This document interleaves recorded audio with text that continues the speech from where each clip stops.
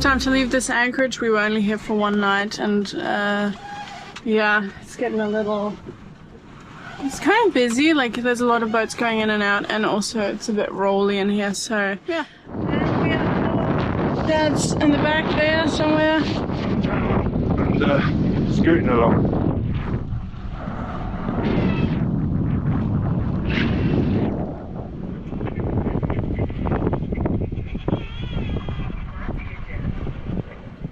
It's got to be one of the most beautiful places I've ever seen. The Madalena Islands, and who's ever heard of them? And we're just going to go ashore, aren't we? This is the smell of the Mediterranean. Yeah, it's very herby, that doesn't come across. This one washed up on the beach. She said it was pregnant, but dead obviously, and they found 22 kilos of plastic waste in its gut. We can see that. Yeah, so this is the contents of its stomach.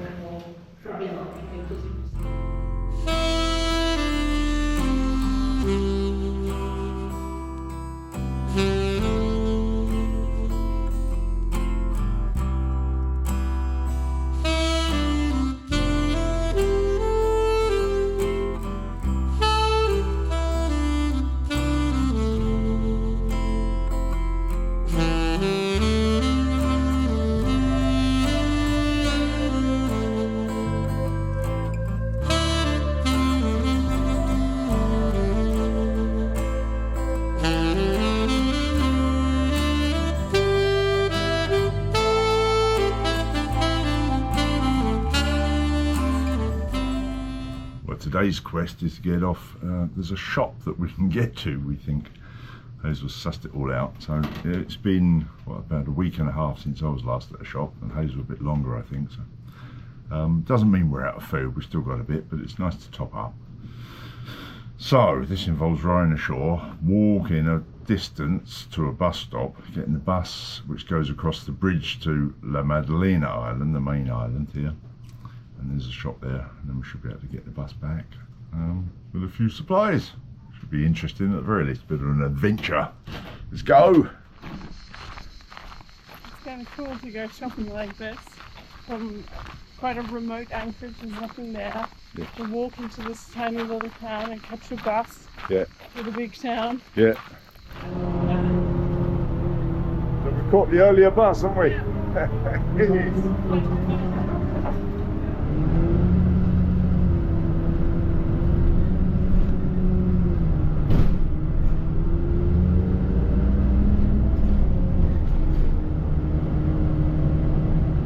You get a great little tour of the island.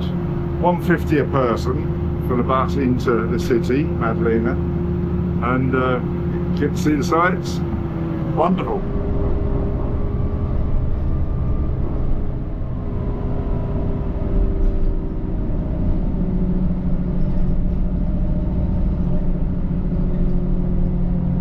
So this is the bridge between the two islands. It's a solid stone bridge, no arches that I can see. Just going over a higher bit now, so it's one arch. The countryside is stunning, stunning. Some of the best countryside I've seen anywhere.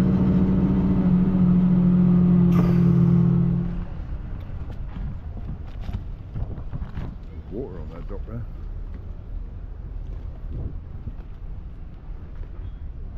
We're in the big city. It's a bit different to where we are, isn't it? Yeah. It's more noises. Yeah, we'll set up for tourism and whatever, but it's quite cool. The contrast is wonderful. Well worth a visit, so.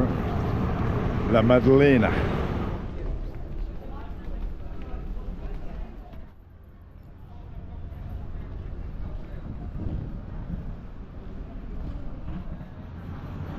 Giuseppe Garibaldi, who I think was a major player in the unification of Italy, wasn't he? Not that I'm too well up on my Garibaldi history, but I think that's what it's all about. And he retired to this island, or to La Caprera in fact, or Caprera Island. Where are you? Yeah, where we're anchored. So that's where he retired after he'd done all his unifying work and lived out his final days in a very simple existence, I understand.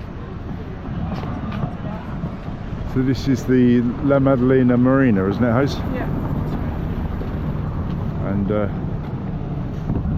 yeah, it's very much one of those old traditional town dock sort of places, as you find in the Med.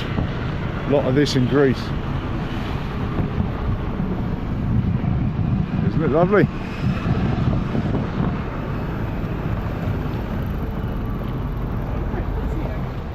Well, here's what we actually came for. The shop. Supermarket. Open on Sunday, like that. Let's get in there. Hopefully it's air conditioned.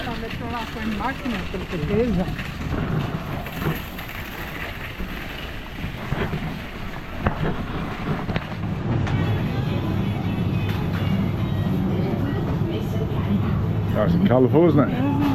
Oh, chicory. Ah, red peppers.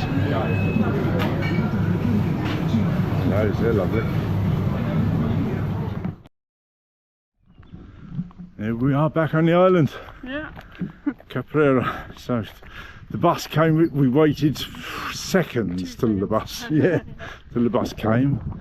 It doesn't seem to run to the timetable, but it's very regular, so you just basically get yourself to a bus stop in a bit of shade preferably, and sooner or later one comes by. In our case, both today been sooner. We've waited maybe a minute for the two buses. It's excellent. Super friendly, cheap. Yeah. €1.50 a person. It doesn't get much cheaper really, does it?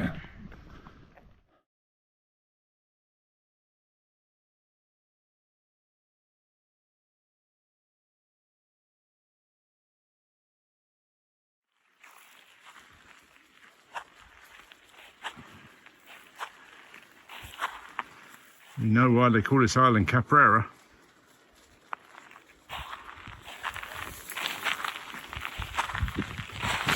They're all males.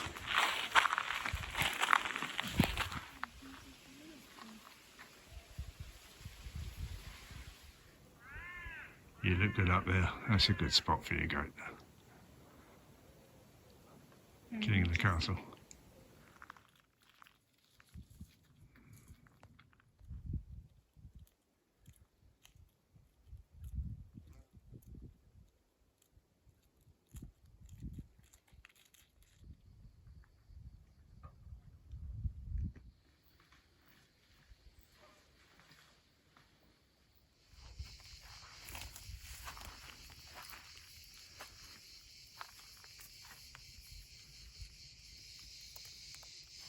So there are not supposed to be tides in the Med, essentially speaking, but the water is a good 30 centimetres higher, maybe even a good 30 centimetres, isn't it? 30-40 centimetres higher than when we left it this morning. Yeah. So it's a good thing we pulled the dinghy up, because To be honest, because there was this other dinghy on Yeah. the beach and it was just sort of laying here, and I thought, maybe we don't need to pull it yeah. up. But we did. We did. Otherwise it would have floated away. Oh, the dinghy's hot and rock solid. Very unpleasant. I think I had to wet the bit where I'm sitting just to be able to sit on it. Yeah, It's a bit warm on the bum, eh? Yep, that is. Whew. Anyhow, dinghy's safe and sound and cooling down now, no doubt. It's in the water again. Yeah. Lovely. What a great morning trip that was. It's, what's it, coming up 1 o'clock now, so very nice indeed.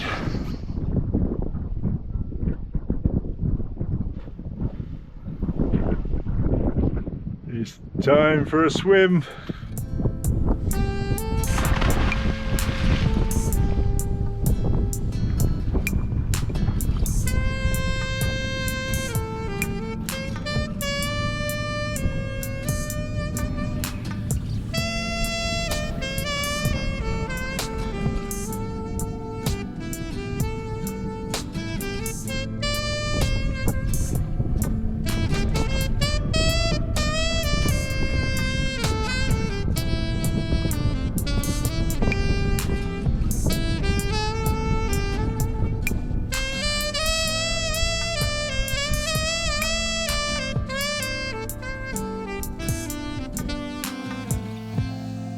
So I've got these twinkly lights all around here, and an idea that I've had for a while now is to actually wire them in, because at the moment, I'm sure you've seen something like this before, they're on a battery pack like this.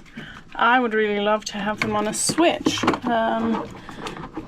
but so basically that's what I'm doing right now, and that's what we're doing. Dad is helping me.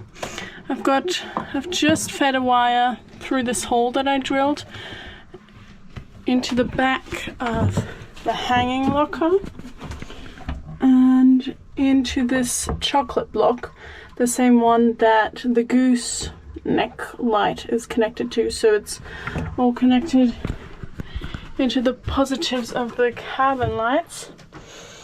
I'm actually not quite sure what I need to do next, but I'm going to show you. I have these resistors. I just wanted one, but of course they come in a pack of like 10. But I don't really want to open it up, but maybe you can see it through the plastic kind of. Yeah, anyway, it's an adjustable resistor. And so Dad is just soldering some wire onto that on his boat with his inverter. And I am fitting these wires. Like I said, I don't really remember what I need to do next, so maybe I'll just wait for a sec. But yeah, it's a cute little project and hopefully it works. So we've got a little project on the go. That is to fit Hazel's little twinkly LED lights permanently wired in, so they're not using batteries to power them. So we bought some of these little voltage step down units, and I need to solder some wires onto there. So I'm back on my boat because I can run the soldering iron from my inverter. So I've just got it switched on, it's warming up, and we'll get some wires tabbed onto that. And then hopefully back to Hazel's to get it fitted.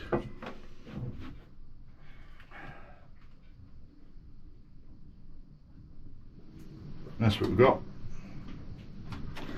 A little step down unit. So what we're going to do is we're going to put, just to temporarily check the voltage, I'm going to pop that one in there.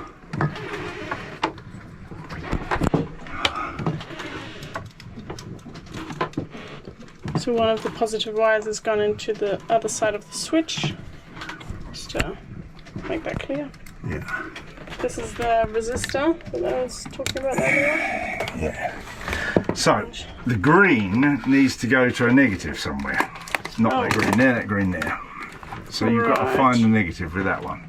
So I think I've got contact here. I've got the multimeter, it's just going to check the voltage. So Hazel, when you're connected, say when. Yeah. Right, I've got to switch the switch. So the camera's going down while I switch the switch. Switched. We've got 12 volts coming out at the moment, so that's far too high. So 12 volts coming out. So now I've got an adjusting screw with my 57th hand here.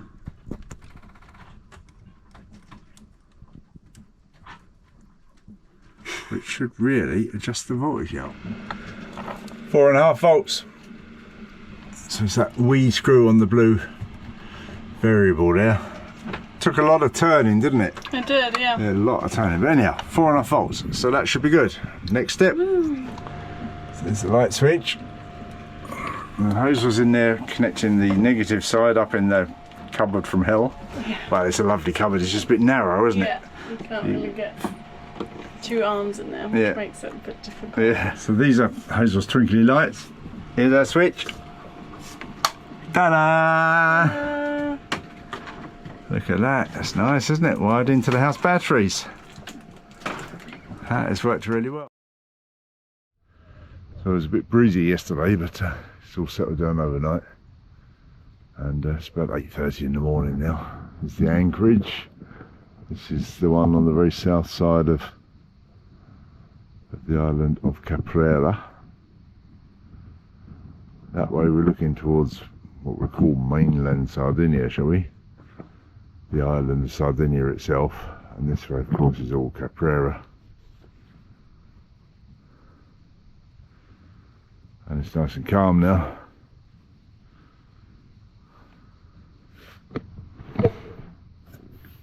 So it's lovely. The solar panels, I've got 210 watts of solar. They keep everything topped up. No lack of electricity. That's all good. Toying with the idea of a water maker, although they're not cheap. I can go a month on the tanks that I have, on the water having tanks, so it's not an issue really, but for further afield maybe. It's an idea, isn't it? And I believe with the new low output water makers, I could run one. I'm just going to climb up on the very bell. I could run one off the solar. They don't take that much ampage these days, they're low output ones. So it's an idea one's thinking about. There's Alanya Wally over there. Hazel's just about to start working, I expect. She's going to work till 10, I think, today. Just before 10, then she'll come over for a cup of coffee. Yeah, and tomorrow we're going to move into the city and just anchor up there so that I can solder her solar panel. You can use the shore power. Solder up her solar panel. She can get some supplies in. We both get 20 litres of diesel, maybe a little bit of diesel. So a few little tasks to do there. There's very nice chandlers there. I need to get some new rope, new line for my forward sail sheet. So I might have a look, see what they got there for that. Yeah, it's a glorious quiet morning. And even if with the little bit of breeze that there is coming straight in the entrance, it's still calm and a little bit rolling in, but nothing worth mentioning. Glorious morning. Well, just before we finish, guys, I thought I'd tell you about a very minor development, and that is, as you might know, I enjoy playing saxophone. I've played on and off for, you know, I played in a band in my 20s, played saxophone. And then I stopped for a long time and sort of messed around every now and again. And I started again a couple of years ago, seriously, I suppose. And I try to play as much as I can. I've got a sax on the boat. I've got this one here at home. I've got a couple of others around actually, but I try to play a fair bit. And I like to record bits, and I'm also a member of an online sax school called Sax School Online, imaginatively, and they post things to the community there. Well, I decided basically, because of the possible issues with copyright, to start a YouTube saxophone channel to post them up there, so YouTube then checks out any of the copyright issues or whatever and deals with them accordingly. Because I play a lot of cover songs. You know, the stuff I use in the video is always tracks that I've written myself, but I also play a lot of covers. So anyhow, long story short, as they like to say, I've started this second YouTube channel, and it's called Tony's Sax Channel. And as yet, there are 2 videos up there, but as time goes on, I'll post more and more. I might even do some sax chat stuff, you know, who knows, but at the moment it's a couple of cover versions of St. Louis Blues and Georgia on My Mind, I think, are up there as I speak to you right now. So if you're interested, head on over, have a look, and of course, click that subscribe button. At the moment, there are no, I'm wrong, there are 2 subscribers. They are Hazel and Elizabeth. All right, have a good week, guys. Talk to you soon.